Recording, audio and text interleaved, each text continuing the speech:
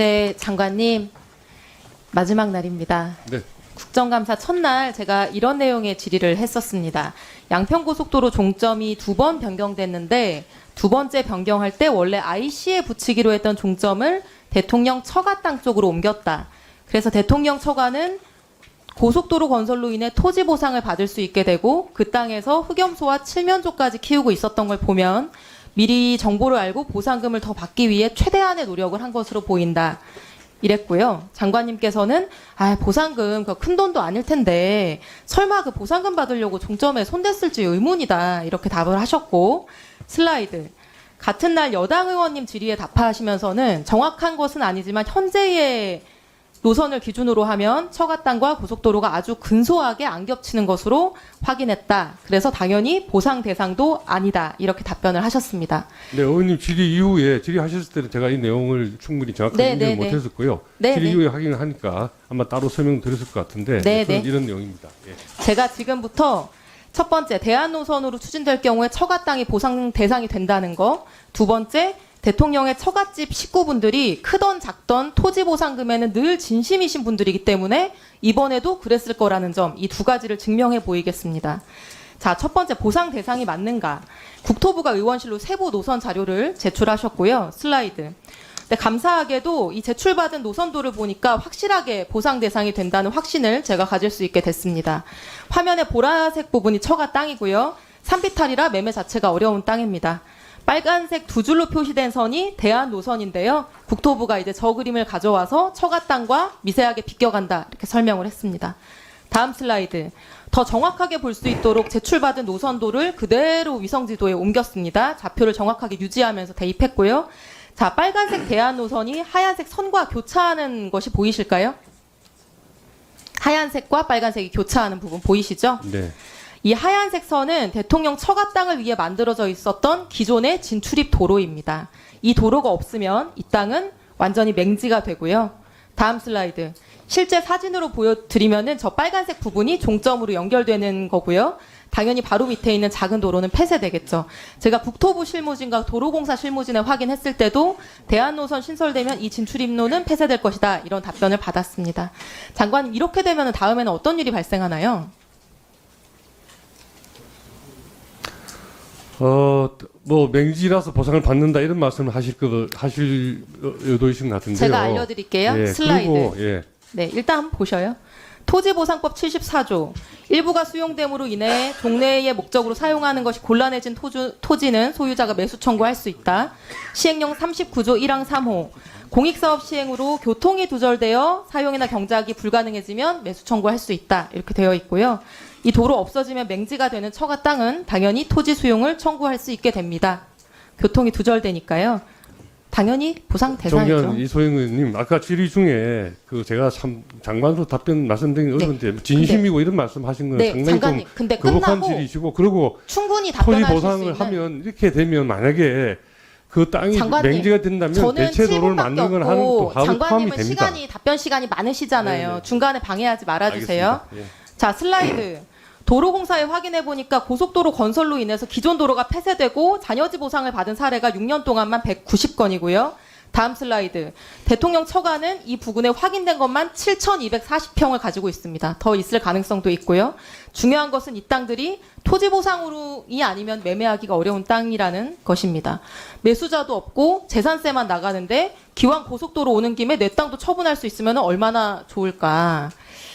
그래서 보상을 노리고 종점을 여기로 붙였다는 거에 증거는 지난번에 보여드린 흑염소와 칠면조인데요. 다음 슬라이드. 이번에 가보니까 여기서 양봉도 하고 있었습니다. 사진에 보이는 게 양봉통이고요. 흑염소, 칠면조, 꿀벌 이 세 가지 동물의 공통점이 뭔지 아십니까? 셋 다 토지보상법 시행규칙 별표 3에 보상 대상으로 규정되어 있는 것들이라는 것입니다. 저는 이게 충분히 증거가 된다고 생각을 하고요. 다음으로 보상금 몇 푼 받으려고 과연 이런 일을 했을 것이냐 이런 부분인데요. 저는 장관님께서 이 최은순 씨가 어떤 분인지 잘 모르셔서 하신 말씀이라고 생각을 합니다. 장관님이나 저 같은 일반인들과는 정말로 다른 분이라는 것을 제가 말씀드리겠습니다. 몇 가지 사례만 알려드릴게요. 자, 슬라이드. 대통령 장모 최은순 씨는 2001년 충남 아산시 배방읍 장제리 일대 토지를 매수합니다. 불과 1년 후인 2002년 철도청에 토지가 수용됩니다. 복선전철 사업에 이 토지가 편입되거든요. 어떻게 귀신같이 알고 1년 전에 땅을 샀을까? 다음 슬라이드. 바로 옆에 땅입니다. 그로부터 2년 후인 2004년에 나머지 땅이 LH에 수용됩니다. 아산 신도시 개발 사업에 토지가 편입된 건데 배방읍 개발되는 타이밍 굉장히 잘 알고 들어간 것 같죠? 이때 LH한테 받은 토지 보상금 다음 슬라이드. 129억 원입니다. 토지 보상 사례는 양평군에도 있습니다. 다음 슬라이드. 지금 종점이 붙는 양평군 병산리의 다른 땅입니다. 장모 최은순 씨는 상속받아서 가지고 있었던 땅을 굳이 2003년에 지목 변경을 합니다. 임야에서 대지로, 대지가 훨씬 가치가 높죠. 그리고 2004년에는 필지 분할을 합니다. 보상금 많이 받기 위해서 주로 하는 행위입니다. 그리고 나서 딱 바로 다음 해인 2005년에 국토부에 의해서 수용이 됩니다. 중부내륙고속도로 건설하면서 이 땅이 편입됐기 때문이죠. 최은순 씨는 보상받기 가장 좋은 컨디션에서 보상금을 받았는데 어떻게 미리 안 것처럼 이렇게 1, 2년 전에 작업을 했던 것인지 저는 매우 신기합니다. 저는 전문 용어로 이런 분들 선수라고 부른다고 생각을 하고요. 작은 보상금이라도 놓치지 않고 국가 SOC 사업이 진행될 때마다 엄청난 정보력으로 미리 움직여서 땅을 사거나 최적의 보상 컨디션으로 만들어서 보상금을 받고 그걸로 부자가 된 분들을 보상금 선수라고 합니다. 이래도 설마 푼돈 때문에 그랬을 거라고 생각하시나요? 예, 장관님 아직 30초 남았는데 장모 최은순 씨는 과거에 국세청이 발표한 부동산 투기자 명단에도 이름을 올린 적이 있는 분이고 제가 앞서서 말씀드린 내용은 LH 도로공사 철도공단에 확인하시면 바로 알 수 있는 팩트입니다. 이런 분들이 지금 대한민국 최고 권력자의 가족이 되셨고요. 아시다시피 지방군청 공무원 인맥까지 동원해서 최대한의 이익을 취하던 분들인데 어마무시한 대통령 사위 권력을 이용 안 했을 것 같습니까? 정말 냉정하게 생각해 보시고. 네, 종려는 이소영 의원님 지적 사항에 대해서 제가 말씀을 드리겠습니다. 아까 제가 거론하신 분은 좀 개인적으로 모르시는 분이지만 적어도 제가 30년, 40년 근무한 이 국토교통부 공무원들이 이런 외압의 노선을 바꾸고 하지 않았을 거라고 저는 확신을 믿고 있고요. 만약 그런 일이 있었으면 지난해 전국을 떠들썩게 했던 양평 사건, 길 가는 애도 다른 양평에 뜨거울 때 누군가가 나와서 뭘 이야기를 했을 텐데 그런 기록이 없지 않습니까? 다만 우리 종년 이소영 의원님께서는 하실 수 있는 상상력 또는 추론을 하시는 것일 뿐이지 객관적인 증거가 없다. 그리고 이거는 우리 누누이 발생했지만 도로공사를 할 때 설계하는 업체가 대안노선을 찾도록 우리가 정해져 있는 이 과업지서에 이미 교과서처럼 들어가 있습니다. 그리고 예타 제도가 29년인가 09년인가 생겼는데 그 예타 제도 이후에 총 24건의 사업에 대해서 노선 재검토가 설계 과정이 이루어져 가지고 그중에 무려 24건 중에 14건이 노선이 변경이 됐고요.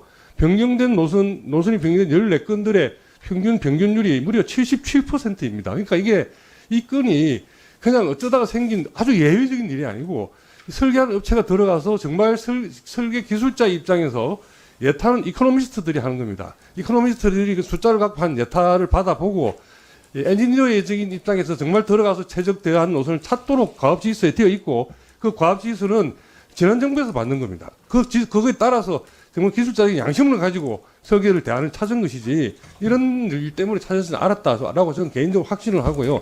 아까 말씀하신 맹지 문제는 저도 85년에 건설부 입사해서부터 보상 법도 만들고 실무도 담당해 봤는데 이런 것 같으면 교각을 채워서 들어가든지 그렇지 않으면 정말 맹지가 될 것 같으면 진입도를 만들어 주든지 하는 것이 훨씬 보상비보다 싸기 때문에 그렇게 안 하면 담당 공무원이 다칩니다. 그래서 그거는 종년 이소영 의원님께서 지나치게 좀 과다 걱정을 하신 것 같고 이 실무를 아는 행정 공무원 입장에서 보면 그렇게 그 7,000평이나 되는 땅이 이 보상금을 받도록 그렇게 도로 설계를 하지 않는다. 그렇게 말씀을 제가 드리겠습니다. 장관님 지금 말씀하신 내용들 작년에 원희룡 장관님께서도 다 똑같이 말씀하셨던 내용이 그것이 진실에 가까우니까 원장님도 이야기하셔도 이야기하는 거 아니겠습니까? 다시 한번 자세히 보시면 좋겠고요. 그리고 이거 맹지인데 도로 추가로 개설해 준다고 하셨는데요. 제가 할 걸 대신해 좀. 저도 좀 해고 싶어요. 확인했습니다. 여기 무슨 도로를 만듭니까? 도각으로 연결하면 그 밑에 있는 땅에 어떻게 그 도로를 만들 수가 있겠어요? 구조적으로 안 되는 것인데 객관적인 증거가 없다고 계속 말씀하시는데 명태균 씨처럼 무슨 텔레그램 캡처라도 있으면 참 좋겠는데요. 녹취록이랑 텔레그램 캡처 없다고 해서 없는 사실은 아닙니다. 녹취록 텔레그램 캡처 외에 모든 증거가 집합하고 모든 정황이 떼어 맞춰지는데 녹취록 자, 근데 의원님 말씀대로 정황을 의원님. 끼워 맞추신 거 아닙니까? 알겠습니다. 이래가지고. 의원님,